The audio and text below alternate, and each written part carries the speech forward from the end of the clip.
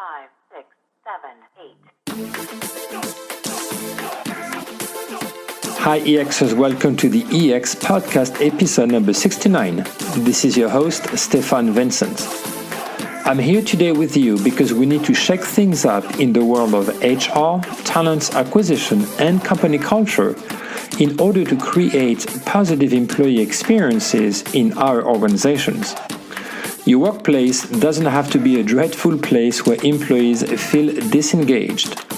The podcast brings a different lens to the HR, employee engagement, and company culture conversation.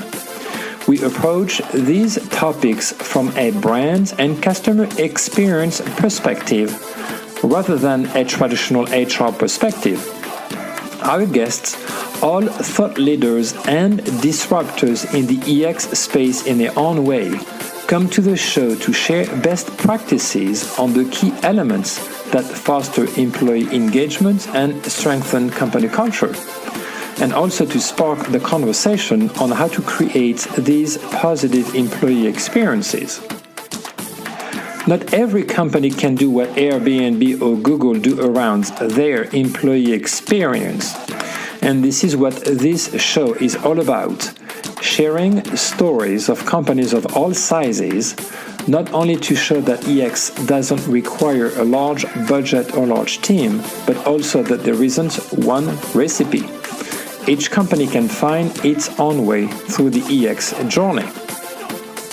Today's guest is Todd Nordstrom, a weekly contributor to both Forbes.com and Inc.com, and the director for the O.C. Tanner Institute and co-author of the book Appreciate.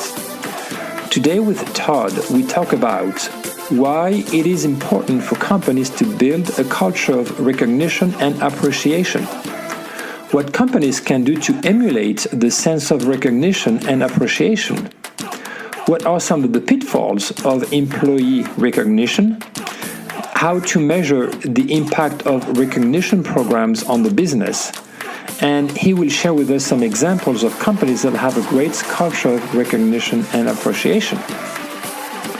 This episode is brought to you by Fusion Alliance.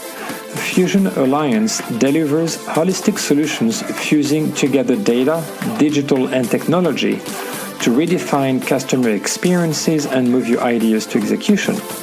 And that's why businesses across multiple industries have relied on Fusion's expertise and partnership for over 25 years. I hope you enjoy this conversation with Todd. And because it takes a good amount of time to produce this podcast, please make sure to review the podcast on iTunes, Google Play, Stitcher, TuneIn, or YouTube, as it will help promote the content.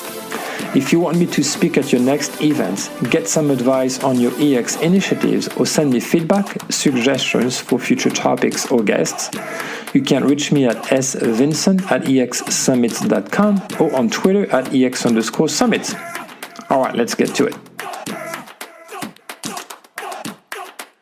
Hello, everyone. Welcome to another episode of the EX podcast. Super excited for today's guest, Todd Nordstrom.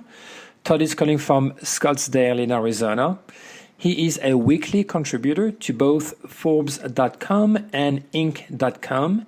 He's also the director for the O.C. Tanner Institute and the co-author of the book Appreciate.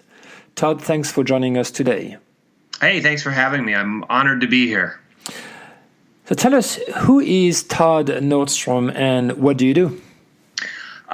Well, you gave my resume already, but if that still didn't make sense to the listeners on the line, O.C. Tanner is the world's largest employee recognition company. So I work for the O.C. Tanner Institute, which is the research, publishing, speaking side of the company. And so what I basically do is I spend most of my time interviewing people from around the world, from different walks of life. I spend most of my time writing, whether it be for articles or anything that the O.C. Tanner Institute puts out, including books. And I spend a lot of time on stage speaking about appreciation. Awesome. So what brought you to this type of work? What's your background?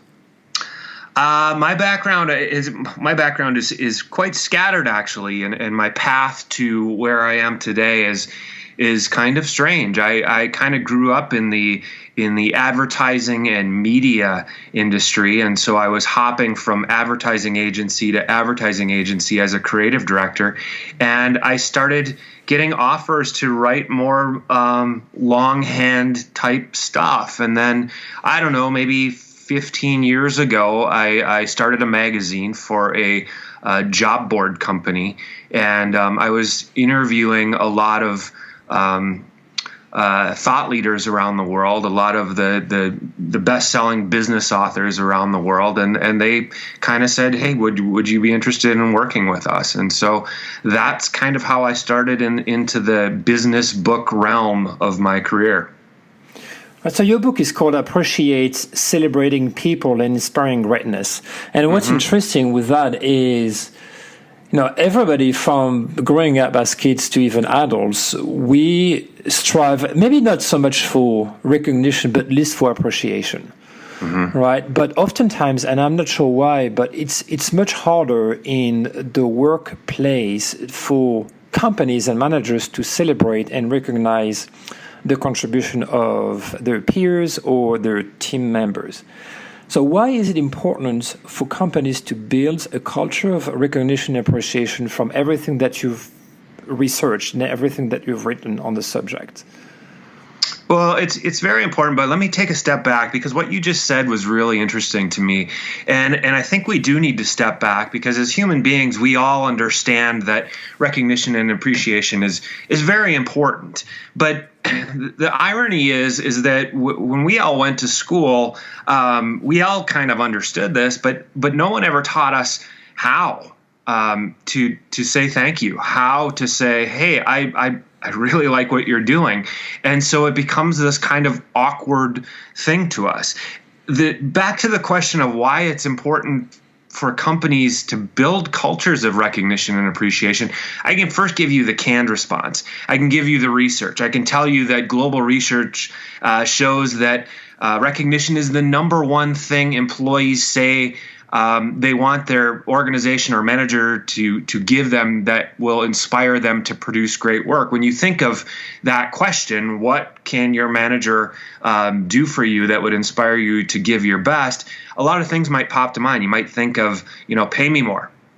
Well, our research says that only 7% said pay me more, or inspire me. 12% of people say inspire me. But the number one answer by far is recognize me. And 37% of our global respondents said that recognition is the number one thing. And then we have research that shows how recognition and appreciation improves relationships.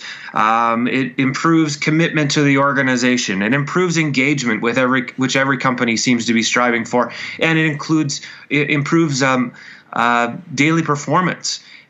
These numbers are huge, but I can give you numbers all day long. I can show you my book. I can show you the research. I can give you a gazillion different articles that I've written. But what's interesting about this is, as I was writing the book Appreciate with my co-authors, I was interviewing people all over the world, and every time I give them the numbers, they would all kind of nod their head and say, yeah, I see that's important. But what I found was people truly don't understand the impact recognition can have until they step back and see what the impact of recognition has been in their own life. And so I would take a lot of leaders, and I would be sitting in rooms with C-suites and heads of companies, founders of companies, and I would say, let's backtrack. Let's go back to elementary school. And I want you to close your eyes and think about, when you were a kid, and remember your classroom and your classmates and maybe the smell of the cafeteria and the playground and all that stuff. And once you get yourself back there, I want you to try to remember a time where someone said something about you that clicked. They showed you recognition, and you said, wow, they really understand who I am. They understand who I want to be. And you still remember these words today. And then you take yourself through maybe middle school or high school, and maybe now your audience expands a little bit. Maybe it's now a significant other, a boyfriend or a girlfriend or what have you. And they're recognizing you in a different way. And they're saying, well, I really like you because you're funny or you're kind or you're whatever the case may be. And you go, wow, that person really gets me. And then your early career, and you have that, maybe that first or second boss that says, yeah, you're good at your job, but you know what you're really good at? And you go, wow. And it's actually emotionally touching you, that you say, this person understands me. That's when you truly understand the power of recognition. And I've talked to, like I said, thousands and thousands of people, and I have yet to meet someone that doesn't have one of those stories that says, this is what took me to the next stage of my career or my work or my passion or whatever the case may be.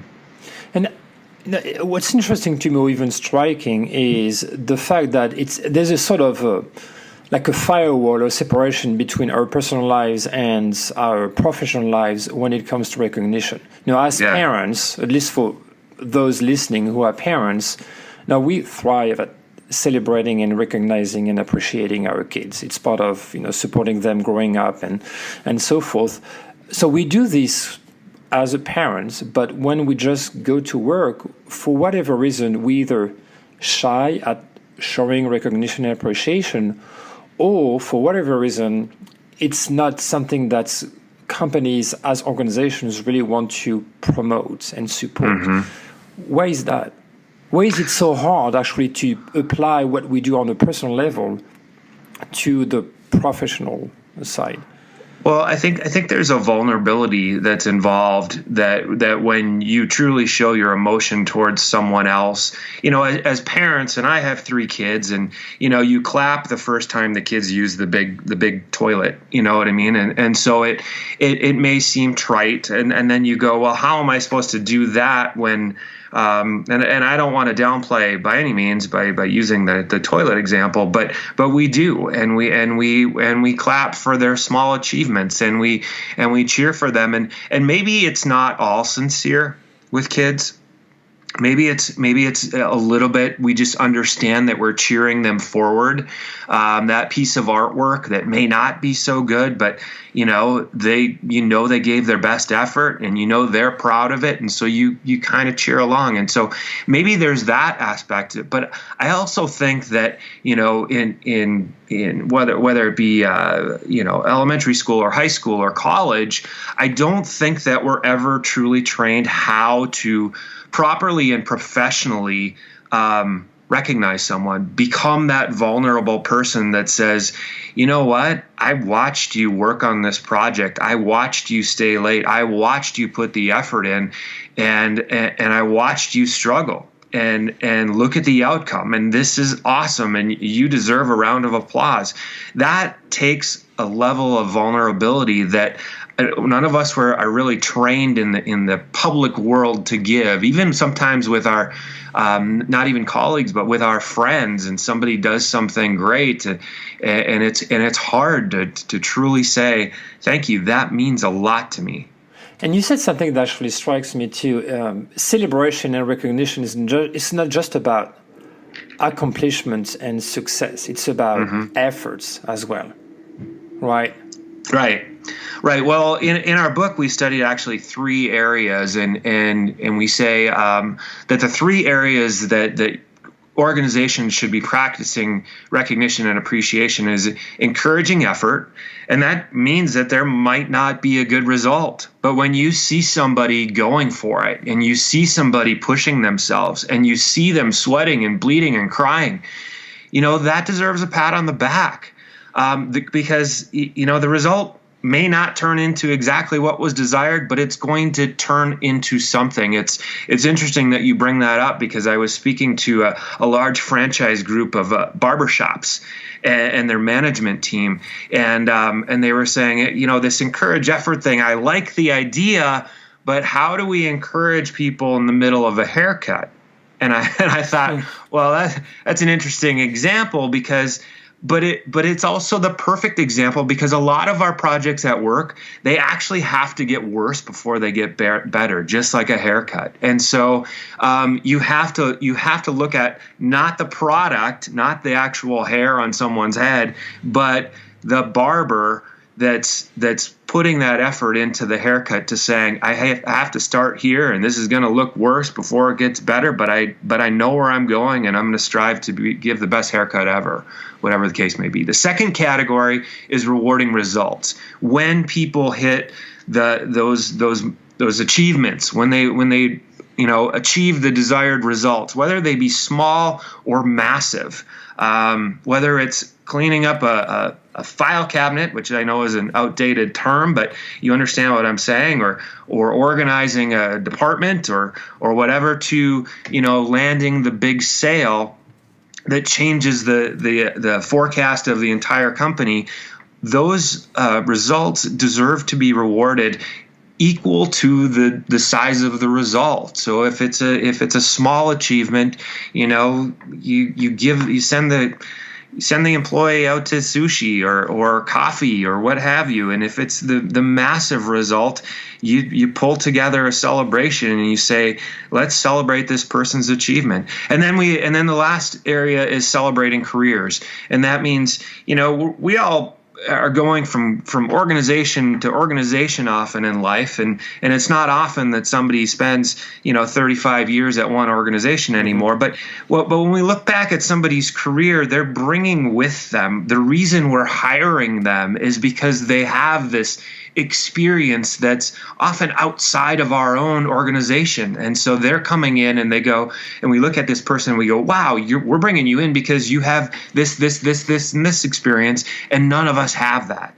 And that deserves to be celebrated. The commitment to the organization deserves to be celebrated. And these are often, done through milestone, career anniversary celebration type things. And, it's interesting that when we talk about this, is we've done research on this too, and employees feel very different after 1 year of commitment to an organization, where they're still kind of figuring out the politics and where they fit and if they fit and who they fit with, to the 3 year where they start to go, okay, and that seems like a long time, but now they start to feel like I am fitting in here. And at 5 years, 5 years is actually when employees start to say, you know what, I feel kind of like I'm becoming an expert at this. And we study this all the way up to 35 years, to where employees become absolute evangelists, because this is now their family. It's part of their identity, and they're going to bend over backwards to do anything for the company. And you were talking earlier about vulnerability, and it's a good topic too, because there's a way now of celebrating failure. That actually the idea of failing is good.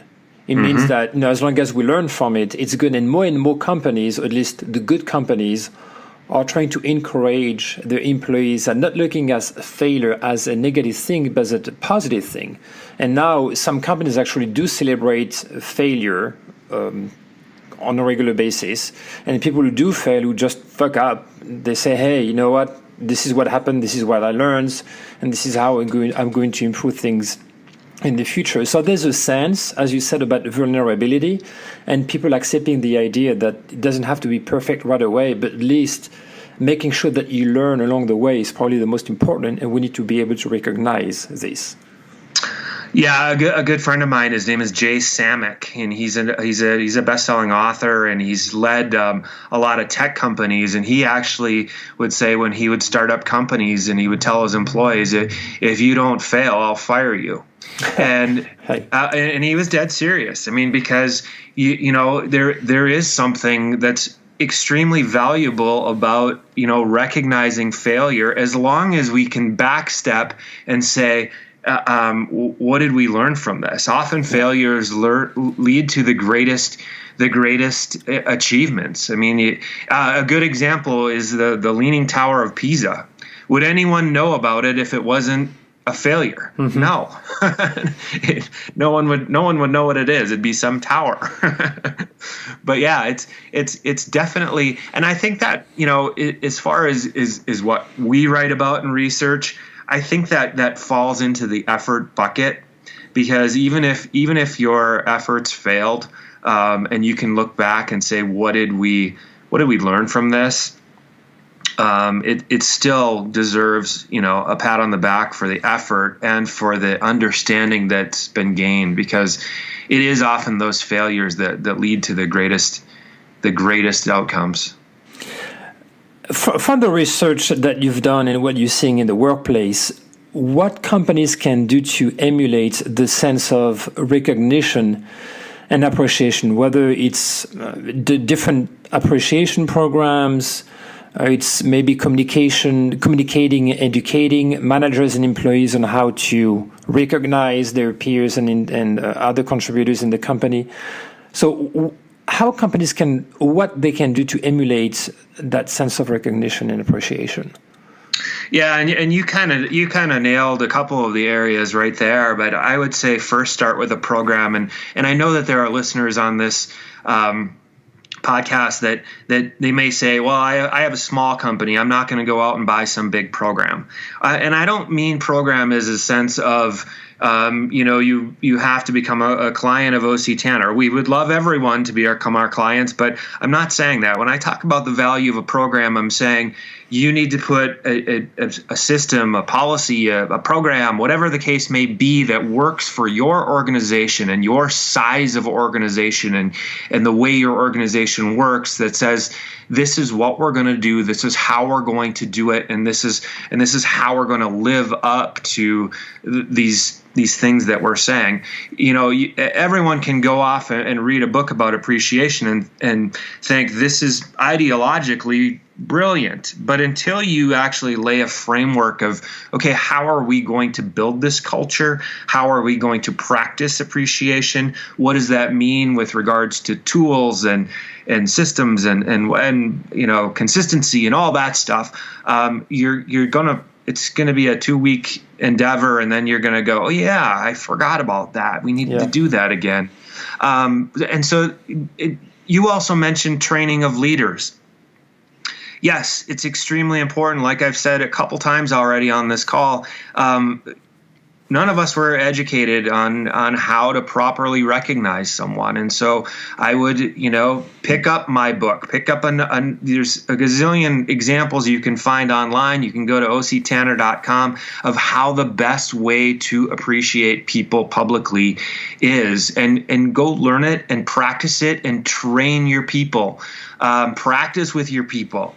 It's critical that they understand, because yes, I understand the first time you do it and the first time you pull a team around and you say, today I want to recognize Jimmy for doing whatever, and this is what we value in this team, and this is what we value in this organization. It's not an easy thing, but the more you do it, the better you're going to get at it. Also, training leaders on how to tell stories. I often write about and speak about storytelling, and it may seem like one of those kind of fluffy, business practices. Oh, stories, that stories are for children or whatever. But you know what? People respond to stories, and when you're recognizing, your employees or your coworkers, basically you're telling the stories. You're telling the story of how that person, fought insurmountable odds maybe, and figured out solutions, and maybe failed 3 times, but kept tweaking and tinkering and figuring out a better way to do it, and finally found the way that works, and here's why it was a success. Those are great stories. People respond to that, and they also understand what you value as a leader.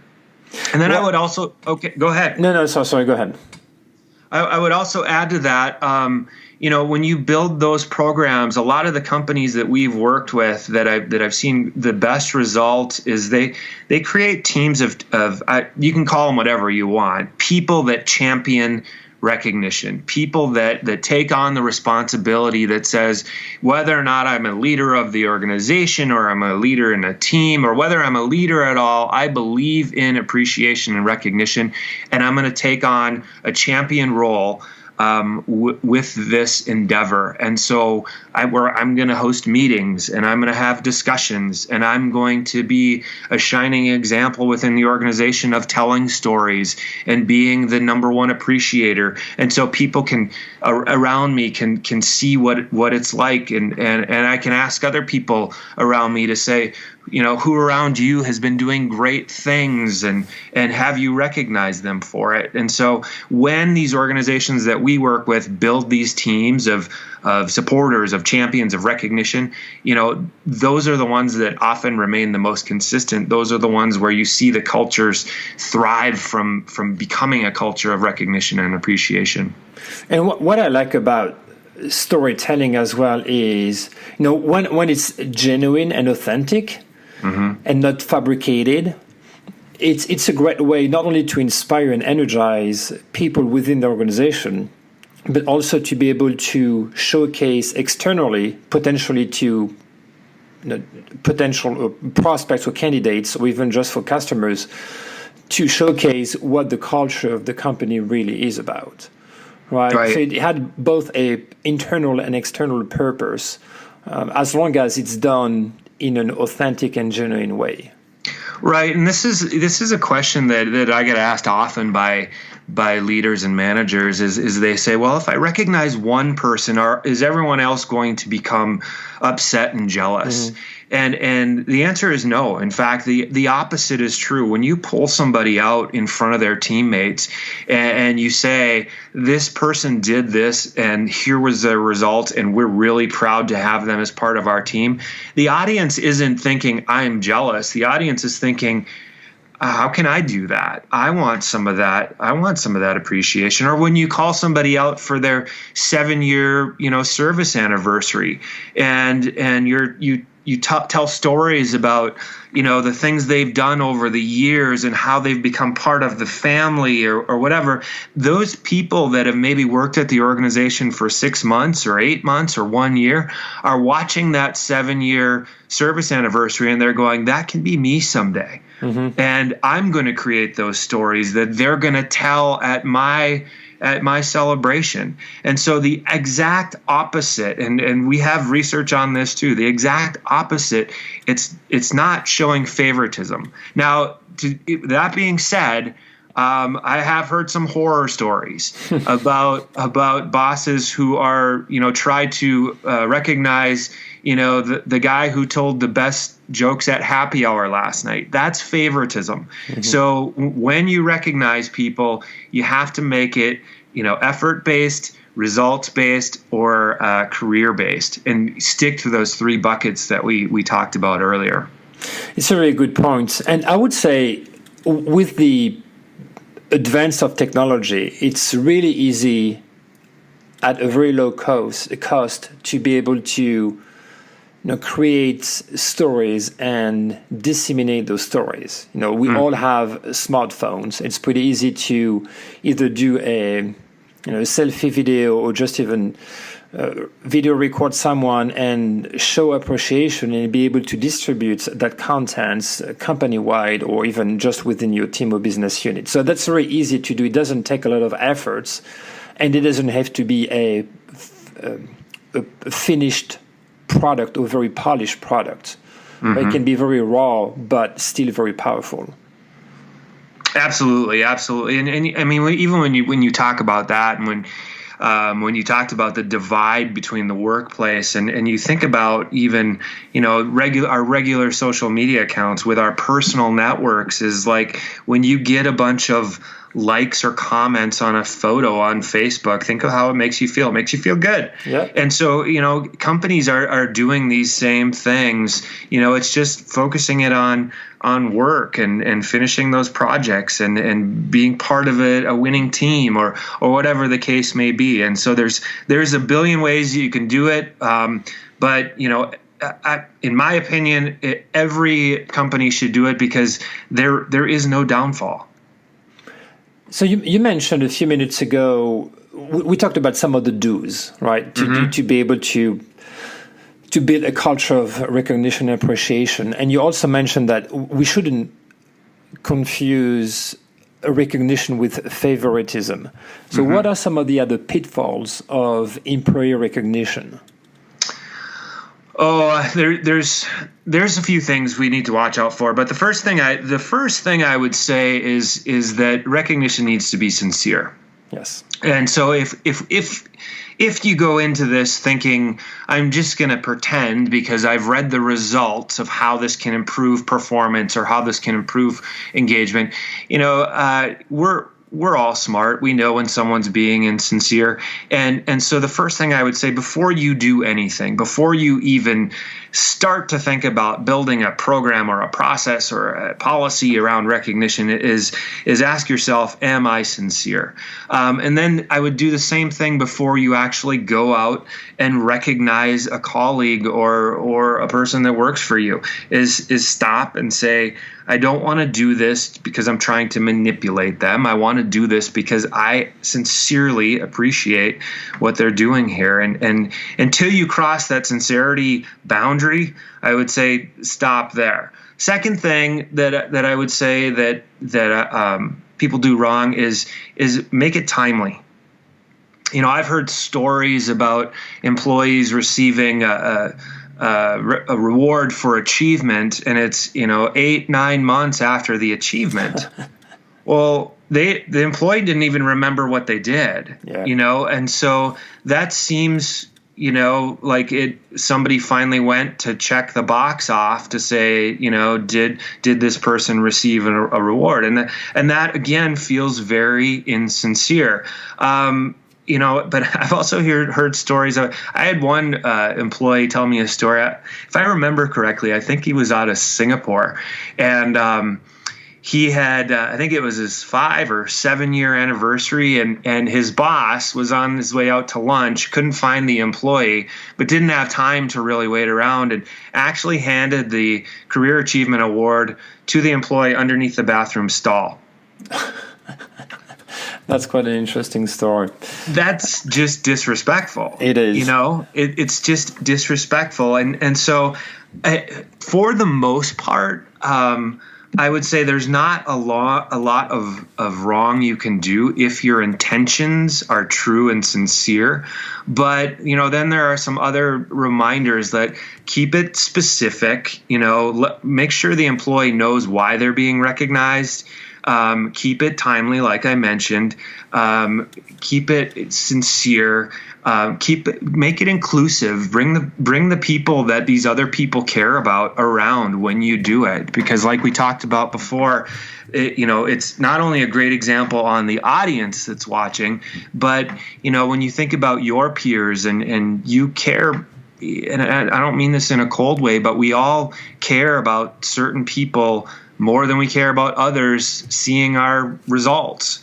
And if the results are big enough, that means bring my family in.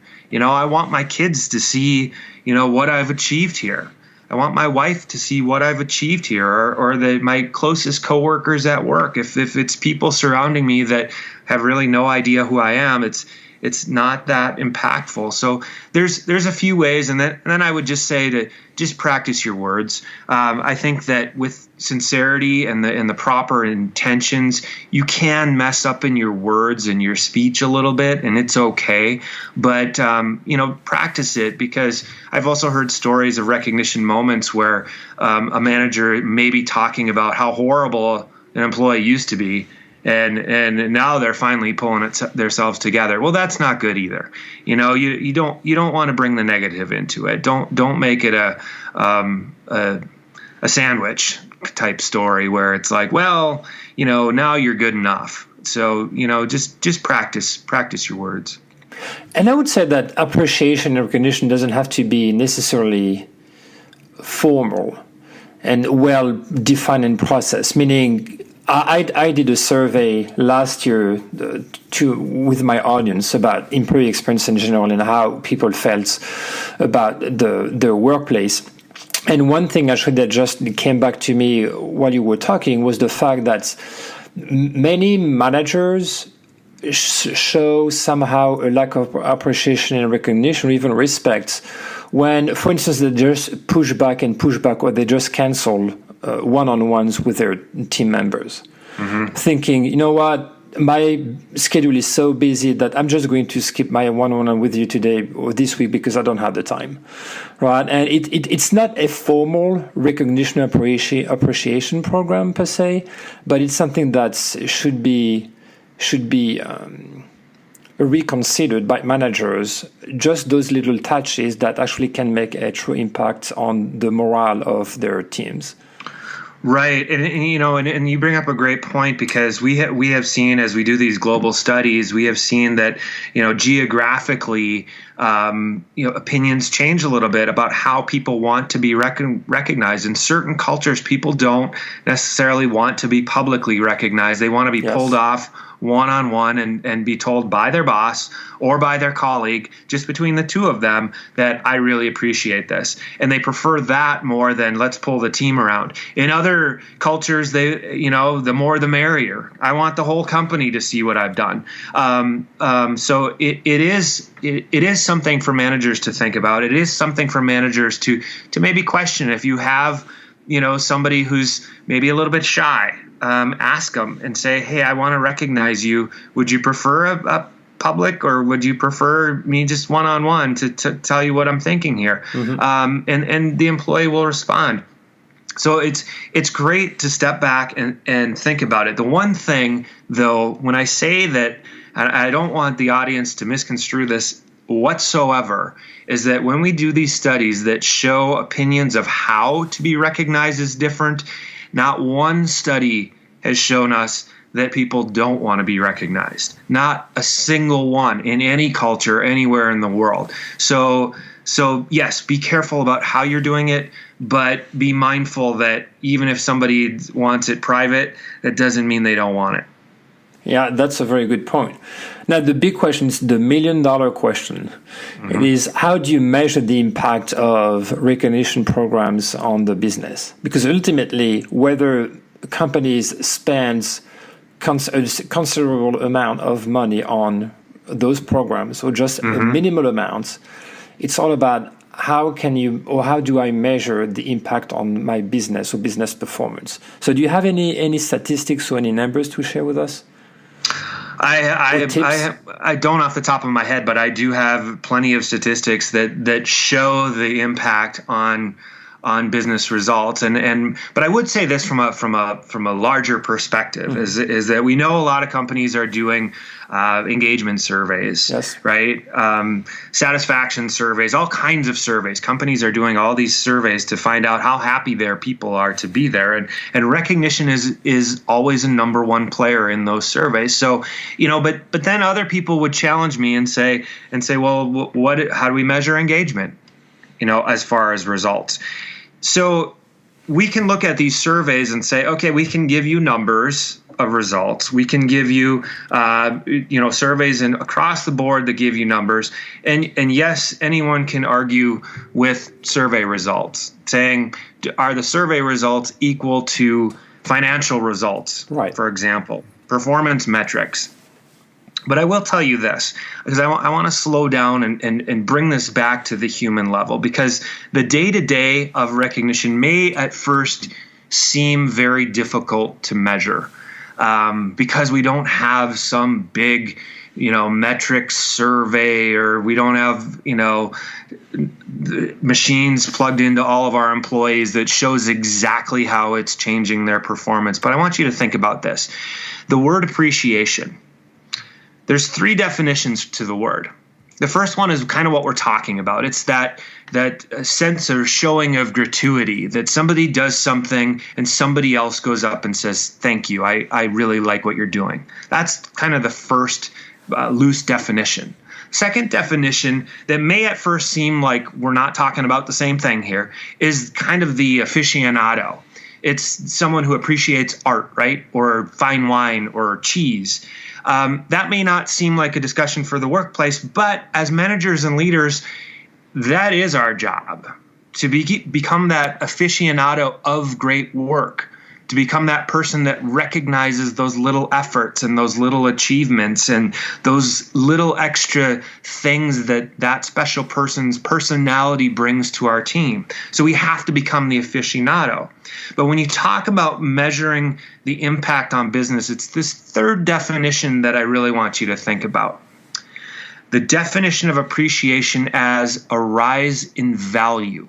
So when you think about real estate, for example, or financial investments, we talk about it. My house appreciated 15% last year, or 25%, whatever the case may be. That's all great. My financial investments appreciated, as the market changed or what have you. That's all great.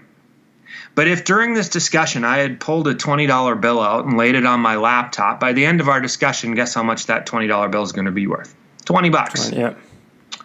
But in a few seconds, I can create a rise in value in a person or a team simply by recognizing and appreciating and showing the value of what they're doing on a day-to-day basis. I can create instant rise in value. And so start with one person, move to teams, move to departments, move all the way up to the organizations, because yes, I could give you numbers and numbers and numbers that we show, and I can tell you stories. Guys like Warren Buffett, they invest in companies. He invests in companies who recognize their people. It's a big player in the reasons why he invests in companies.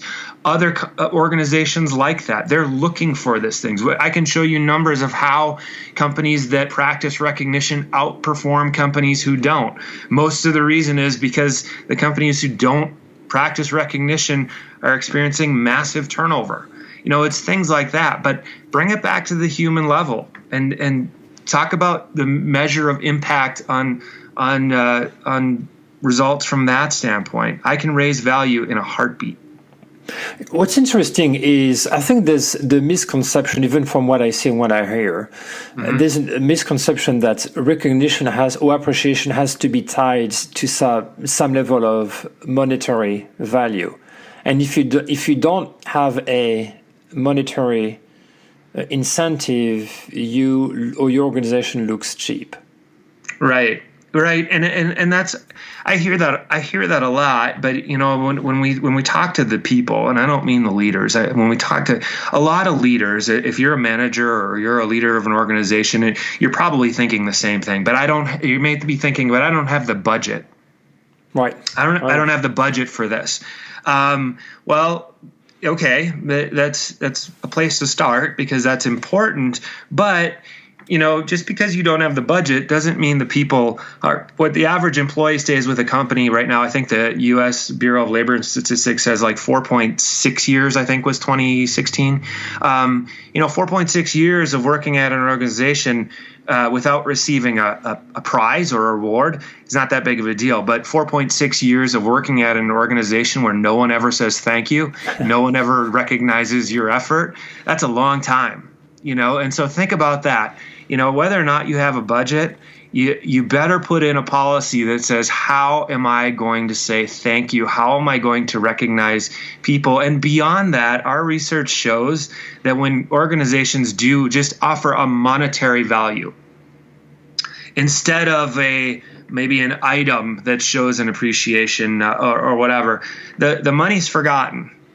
The item is always remembered as, I remember what I did to earn this. So it's something to think about. And I'm not talking about a trophy or a lapel pin or something. I'm talking about whatever that item is. If it's we've had employees who ask for a skateboard, and every time they get on that board, they remember the project they did to earn it.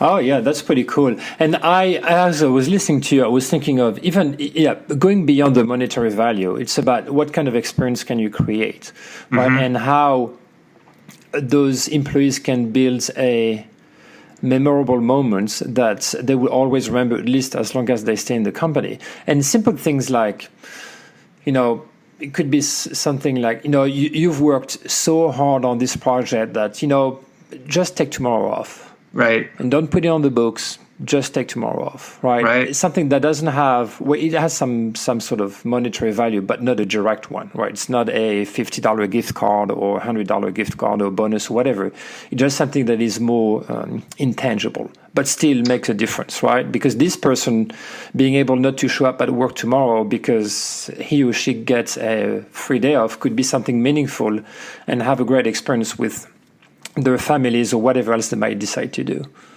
Right, and I've heard such heart-wrenching stories. I heard of an employee whose husband was ill and in the hospital, and they lived up in the East Coast where there was a lot of snow, and her manager paid for a snowplow service to go clear her driveway every morning. Yeah. And stuff like that. That's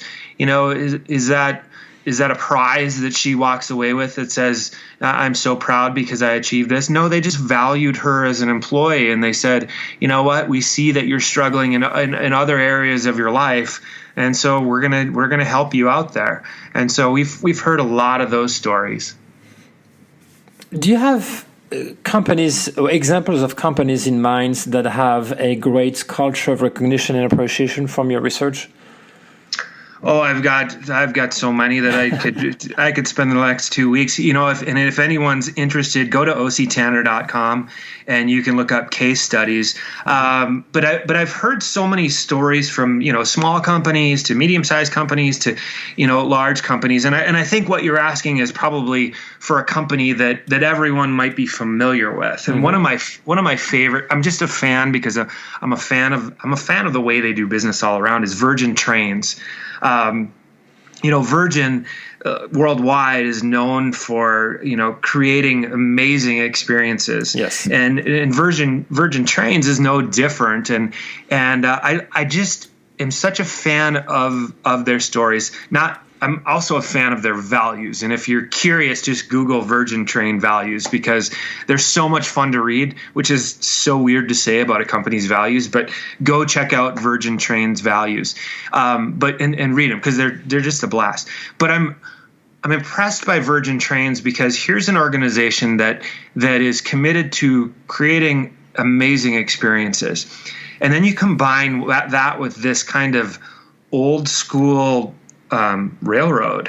You know what I mean? The railroad is an old industry. Oh yeah. And so you have this fresh, new, hip, cool, service-oriented business that's combining with this, old school logistics, engineering kind of industry.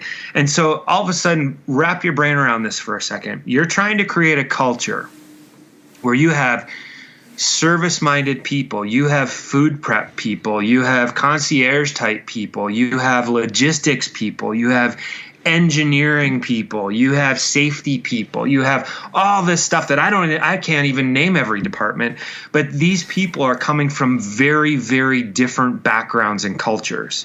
And all of a sudden you have to wrap it into one across a large geographic region. Okay? Mm-hmm. That's not easy. So Virgin, taking not only their service mindset and creating these awesome values, has integrated recognition into the culture. And it's interesting because, we've talked to Virgin employees and managers, and it's interesting to, at the start of introducing recognition and appreciation as a part of the culture, you get employees who are going, at first it kind of felt weird, but then I started doing it and I was like, wow, this is fun. And everyone's probably familiar on this call with, I can't remember the quote exactly, but by Richard Branson, but take care of your employees and they'll take care of your customers. Yep. But this is how that culture works, and they're all living it and breathing it every day. And every day I'm so impressed by what this company and how they're changing the rail industry that it kind of blows my mind. Of course, there's smaller companies, and anybody who's listening, if Virgin Trains doesn't sound relatable to you, you can feel free to reach out to me or look on octanner.com, and I'm sure there will be a story that's more relatable to your industry and your struggles of saying, how do I integrate recognition and appreciation into my culture. Awesome. So before we wrap it up for today, let me ask you some fun and fire rapid questions. so that our audience gets to know you a bit more intimately. Sure. If you were to invite someone famous or a historical figure to dinner, who would you pick and why? That's a good question. I think I would have to say Ernest Hemingway, simply because I'm a writer and I've always been a fan of Hemingway. I love the way that guy can take very simple words and sentences and somehow put you into a situation where you can smell the cigar smoke and the dead fish and the humidity on your face. And plus, I've read a lot and researched a lot about his life, and although he didn't live the healthiest lifestyle, it sure was interesting. So I'd love to hear more stories. What was your dream job growing up as a kid? I'm doing it, baby. I've always wanted to be a writer. I've been writing stories since I was old enough to put pen to paper, and so I'm living my one and only dream. That's pretty awesome. What is, so we were talking about recognition. What is the most memorable moments in your career where you felt appreciated? I tell a story, and it's not in my career. I grew up in a small town, and where I didn't know any writers, and so I honestly didn't believe that this was possible. What I saw in my life were mill workers and railroad workers, and I didn't know any writers, and I had written and I had been published in some small, regional magazines for storytelling and short stories and stuff. And so I kind of had this glimpse of like I could do it. But when I was in college, I had this professor that literally was the stereotypical professor that when he would talk about American lit, the words would drip out of his mouth. He appreciated those words so much. And I thought, if anyone can tell me if I have what it takes to be a writer, it's this guy. And so I went through the whole semester, and my favorite book of all time is The Great Gatsby, and we had to write an essay on that book. And I thought, well, I know Fitzgerald, when he wrote the book, he didn't want one wasted word in the entire book. And I thought, so I'm going to write my paper just like Fitzgerald wrote The Great Gatsby. And so I wrote it, and I stripped it down, and I wrote it again and stripped it down, and it was the most effort I had put into anything. And I thought, if I can't get a response off this, then maybe I'm supposed to do something else. And so I turned the paper in, and I waited a couple days, and the last day of class rolled around, and the professor's handing everyone's paper back face down. And I'm nervous. And I'm a good writer, so I kind of figured I'd get an A. Well, he dismisses the class, and I'm still sitting there, still paper face down, and he says, "Todd, you haven't turned your paper over." And I said, "No." And he takes a big, deep breath, and he says, "Todd," he says, "I've been teaching American literature for a long time. I wish I could write like you do." Oh, wow. And I almost got choked up just by those words. And I turned the paper over, and of course on top was the letter A, a big red A, and underneath that A was one word, and it was beautiful. And ever since, everything I write, I ask myself, is it beautiful? So I would say that's the one that sticks with me the most. That's a very neat story. So what is the best way for our listeners to follow you and O.C. Tanner on social media? So obviously you talked about the website, octanner.com. Any social channels for you and for O.C. Tanner? Yeah, you can follow O.C. Tanner on LinkedIn, and you can follow me. I'm very active on LinkedIn. You just type in my name, Todd Nordstrom, and we can link up there. And I'm like I said, I'm very active and very responsive. And in fact, I'm so responsive that if you have any questions, you can call me direct. I'll give you my phone number, 602-741-6138. Oh, wow. Okay. All right. Any last word? Let's chat. Yeah. Any last word of advice or wisdom for our listeners? Oh, that's a big question. I mentioned earlier, I have 3 kids, and they're all in their teen and tween years right now. And there's one thing I find myself repeating over and over and over. And it's one thing that I think that I've had to figure out as I move through life is that the doing is the most important thing in life and work. Meaning, writers write, painters paint, lovers love. Whatever it is you do, go do what you were meant to do, whether you're getting paid for it or not, and don't let anything stand in your way. That's a very nice way to wrap it up for today. Thank you so much, Todd, for being with us today. Thank you. Thanks for tuning in to the EX Podcast. If you want to learn more, visit our website at expodcast.com. If you want to find out more about our next conferences, go to exsummit.com. Finally, you can also find my manifesto on business to employee or B2E branding at b2ebranding.co. See you next week.